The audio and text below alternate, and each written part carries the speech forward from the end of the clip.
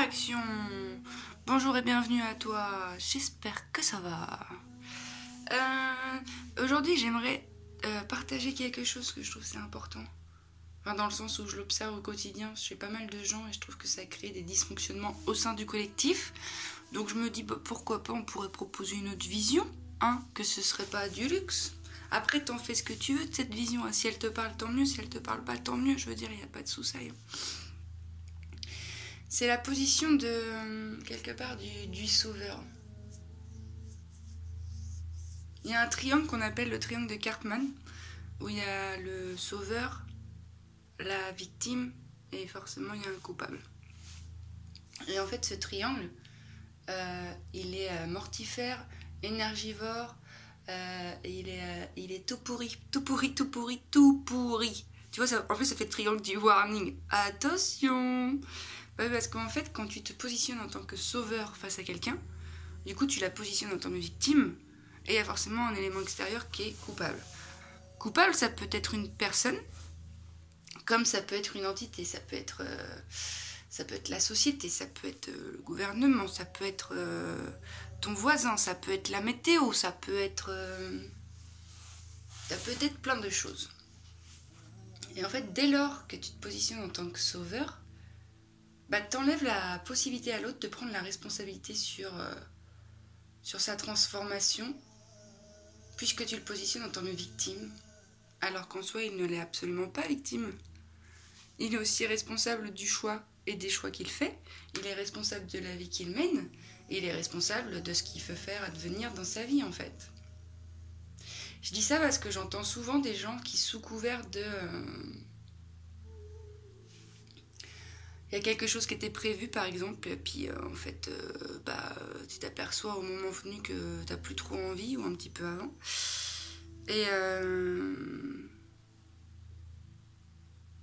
et tu t'autorises pas à faire vivre ce switch à l'extérieur. Parce que tu te dis, bah non, le pauvre ou la pauvre, ou comment elle va le prendre, je peux pas lui faire ça. Ouais, je peux pas lui faire ça, ouais. Mais en fait, ce faisant, tu t'offres pas, toi, ce dont tu as besoin, dans l'instant, et tu vas vers l'autre dans une posture qui le met dans un triangle.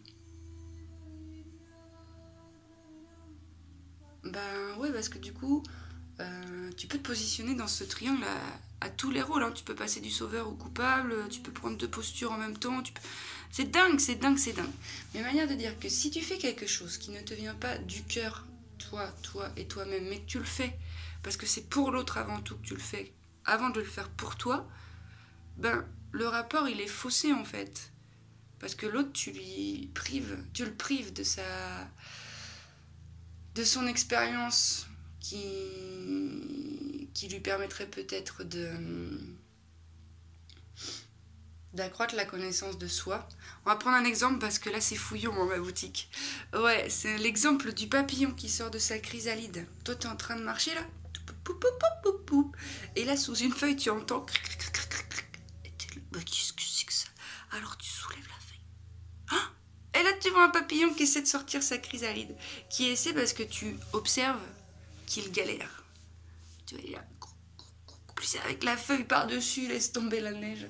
Donc toi, parce que t'es trop un sauveur et que c'est trop bien d'aider les autres, tu vas prendre ce papillon puis tu vas l'extraire de sa chrysalide.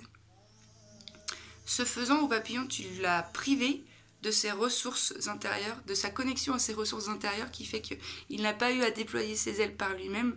Donc en fait, il se fait bouffer au bout de 3 mètres de liberté parce qu'il n'est pas du tout à l'aise avec ses mouvements, et puis il n'est pas du tout... Oui, c'est ça, il n'est pas du tout au fait avec ce qui lui appartient, tu vois. Il ne s'est pas approprié le pouvoir de ses ailes, en fait. Et tu t'es positionné en tant que sauveur, tu l'as positionné en tant que victime, peut-être que la feuille, c'était le coupable, peut-être que l'environnement, c'était le coupable. Alors que, c'était très bien ainsi, en fait. Et si le papillon, il devait ne pas réussir à sortir de sa chrysalide et se faire bouffer par Jean-Michel, le petit reptile, et voilà, c'est ainsi que ça devait jouer, en fait. Mais le jugement que tu poses sur les situations modifie tout le temps la magnificence de la vie. À savoir, effectivement,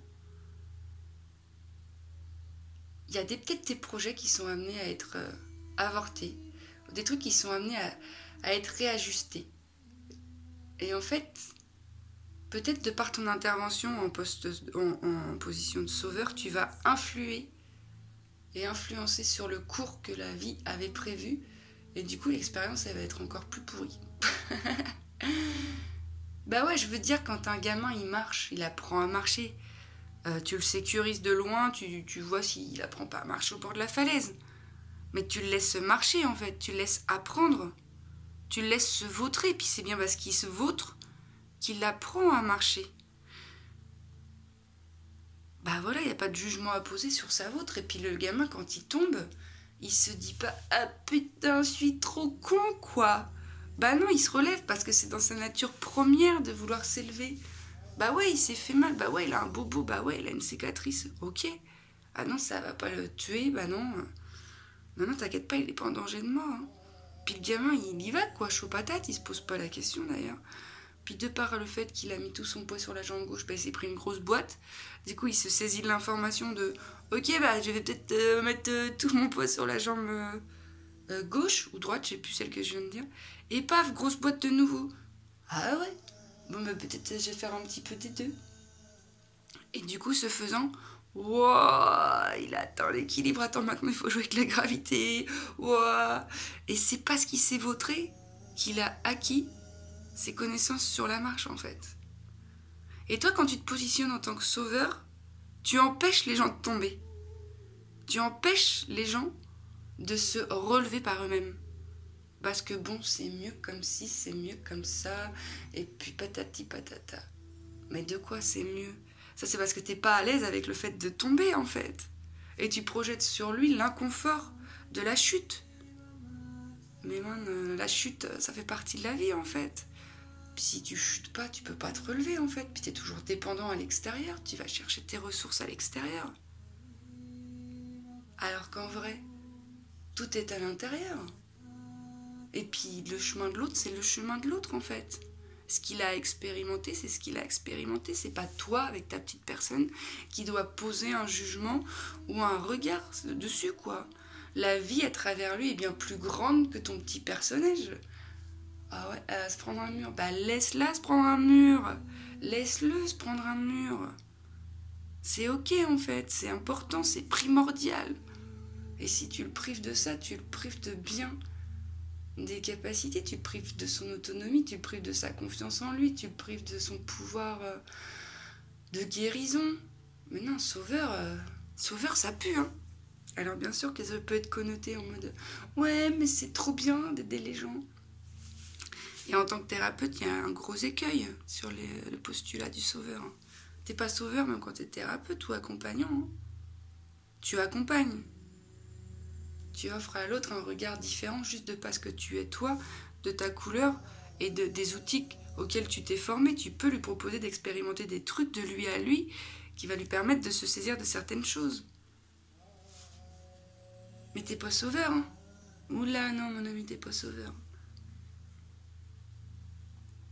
Donc sors des possibles de ce triangle, tu vois, quand on vient de demander un conseil sur une situation scabreuse. Oui, mais lui, il a fait ça, franchement, t'en penses quoi ? Donc, on positionne la personne dont on vient de parler en tant que coupable. La personne qui te parle se positionne en tant que victime et te demande d'être sauveur. Et t'en penses rien. Tu dis ça. Mais moi, j'en pense rien. Moi, j'ai pas d'avis. Le plus important, c'est toi. Qu'est-ce que tu peux faire dans l'instant pour toi ? Oui, mais tu comprends, il a fait ci, il a fait ça. Alors, c'est facile de juger. Hein. Quoi, il a fait ci, il a fait ça ? Non, mais déjà, s'il a fait ci, s'il a fait ça, il a fait ce qu'il a pu, hein, déjà.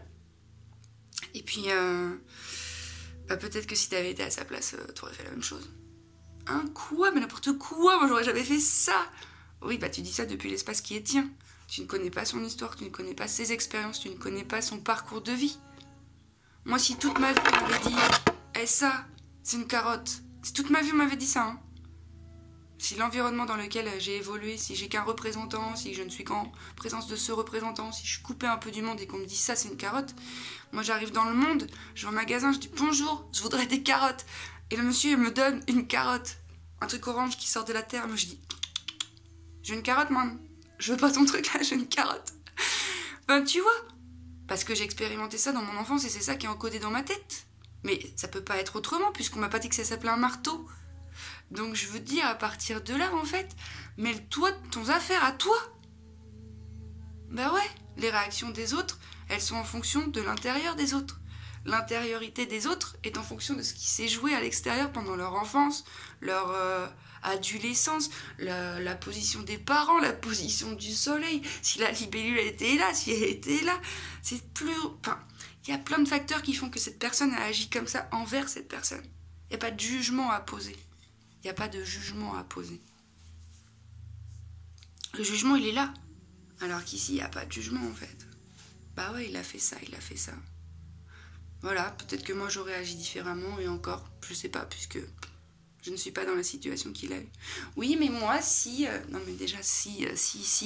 Marteau, si non plus, hein. Non, si... Avec des scies, mon ami, on couperait du bois. Hein. Donc tu laisses les bois dans la forêt du monsieur ou de la dame qui est concernée, puis tu t'occupes de ton affaire à toi. Ok?